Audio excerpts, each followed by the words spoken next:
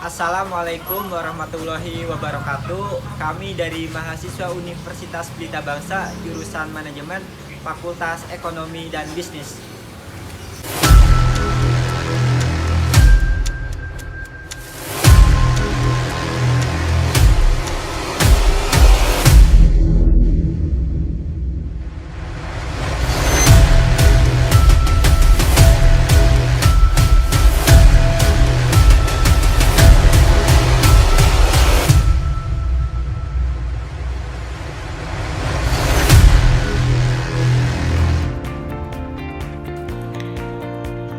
Assalamualaikum warahmatullahi wabarakatuh. Salam Om Swastiastu, salam nama budaya, salam kebajikan, salam sejahtera untuk kita semua.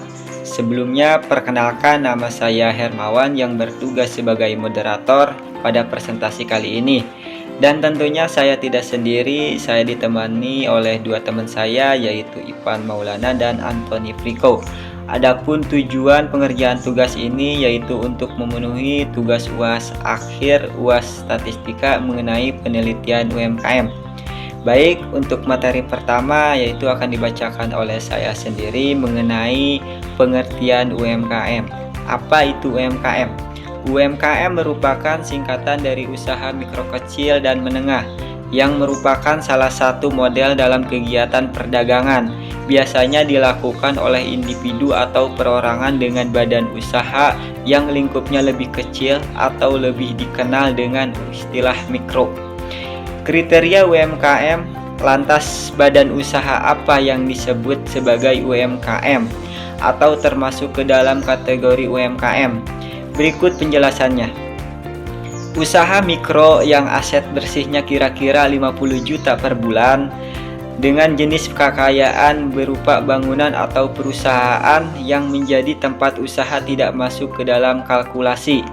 Contohnya warung kelontong, warung nasi, tukang cukur, peternak lele, dan usaha-usaha jenis usaha kecil yang dikelola personal tapi tidak tergolong badan usaha. Nah, pada kesempatan kali ini saya beserta dua teman saya akan meneliti suatu UMKM di daerah Bekasi, yaitu jual ikan air tawar konsumsi hidup.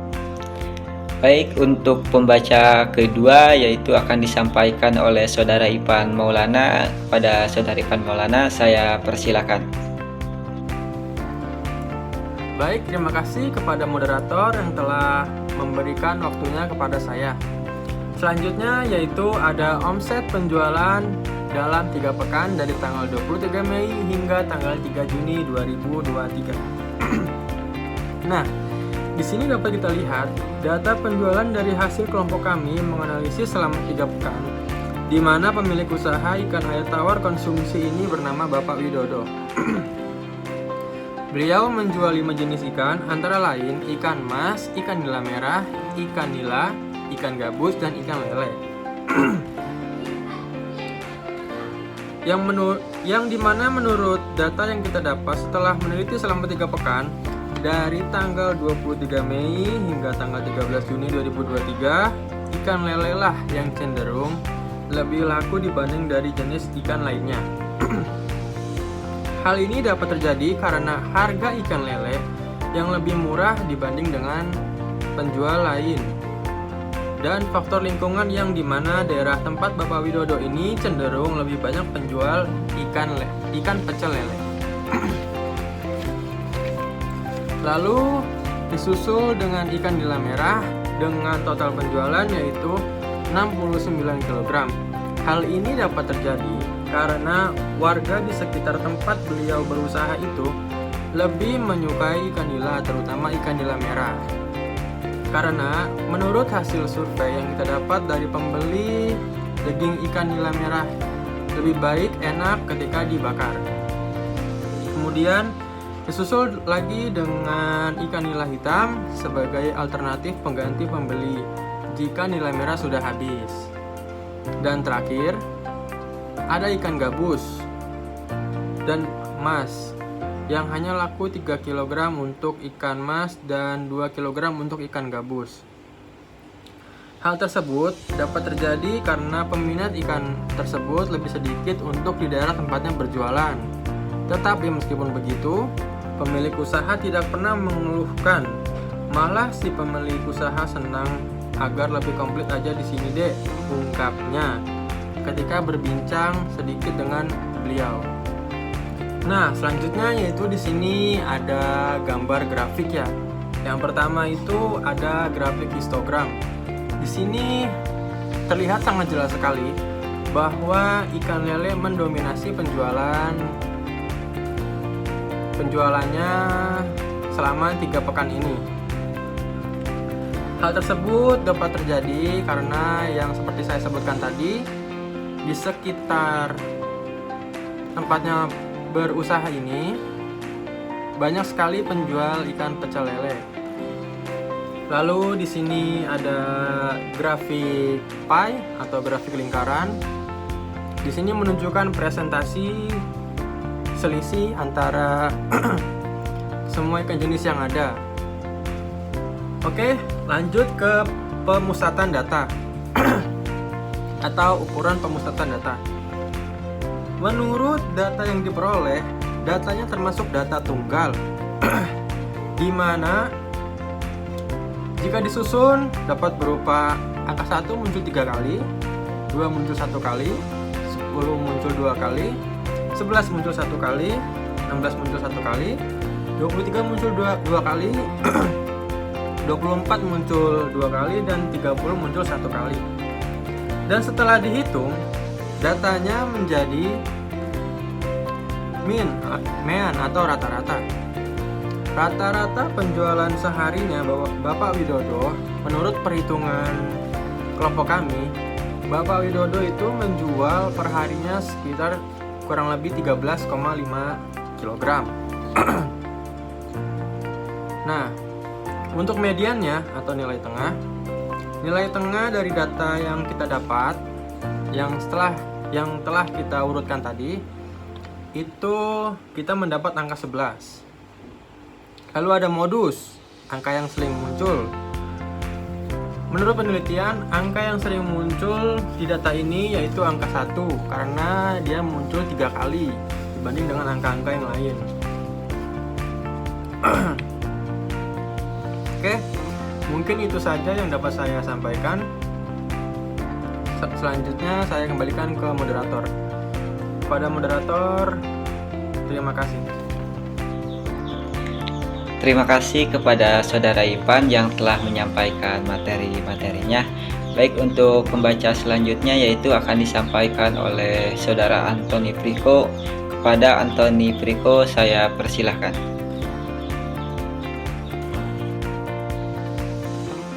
Hasil temuan. Dari hasil penelitian selama 3 pekan, kami menemukan beberapa temuan, diantaranya terdapat temuan yang paling mencolok yaitu ikan yang untuk dijual mati di kolam. Pemilik usaha akan tetap menjualnya, tetapi dengan harga yang sedikit miring. Jika tidak ada yang berminat, pemilik usaha juga biasanya mengkonsumsinya sendiri, kecuali ikan lele, karena jika ikan lele sudah mati, dagingnya sudah berbau dan tidak enak, dan pemilik usaha menjadikannya sebagai pakan ayam dan dipotong-potong. Yang kedua, terlihat kalau ikan lele cenderung lebih kaku dibanding ikan lainnya. Karena itu penduduk sekitar lebih suka ikan lele, dan di daerahnya kebanyakan berjualan pecel lele. Dan yang ketiga, sangat terlihat ikan gabus dan ikan lele itu sangat jauh perbandingan hasil penjualannya. Itu karena warga sekitar di sini kurang menyukai ikan gabus. Tetapi pemilik usaha tetap menjualnya agar ketika ada pembeli yang mencari ikan tersebut di tempatnya selalu tersedia dan mengurangi rasa kecewa pelanggan. Selanjutnya kesimpulan. Jual ikan air tawar adalah bisnis yang menjanjikan karena setiap harinya masyarakat pasti ada saja yang mengkonsumsi ikan air tawar. Saat ini Pak Widodo juga sedang berfokus untuk mengembangkan bisnis penjualannya ini, dan harapan ke depannya bisa menjadi ikan air tawar segar. Pak Widodo memilih bisnis ikan tersebut karena resiko bisnisnya tidak terlalu tinggi dan lokasi usahanya juga tepatnya strategis karena di tengah pemukiman warga dan banyak juga di daerahnya yang menjual pecel lele. Pak Widodo menjalankan bisnisnya di halaman pekarangan rumah karena memiliki halaman yang cukup luas sehingga dapat menghemat budget.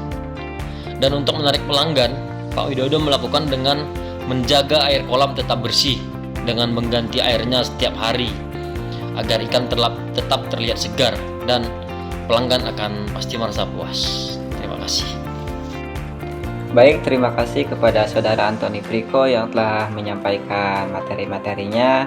Untuk saran dilihat dari hasil wawancara langsung ke narasumber ketika kami tanyakan tentang apa manfaat dari penelitian selama 3 minggu ini. Narasumber hanya meminta saran dari kami mengenai bagaimana agar usahanya dapat lebih berkembang. Menurut kelompok kami, pemilik usaha Bapak Widodo harus lebih meningkatkan lagi market melalui media sosial agar usahanya tersebut lebih banyak diketahui masyarakat dan makin banyak jangkauan. Pemilik usaha juga harus mulai membudidayakan sendiri ikan yang mau dijual agar pendapatan atau keuntungan yang lebih banyak lagi dan dapat mendistribusikan ikannya dalam jumlah besar keluar daerah dari hasil pembudidayaan tersebut. Nah, mungkin hanya itu yang bisa kelompok kami sampaikan. Kurang lebihnya mohon maaf. Wassalamualaikum warahmatullahi wabarakatuh.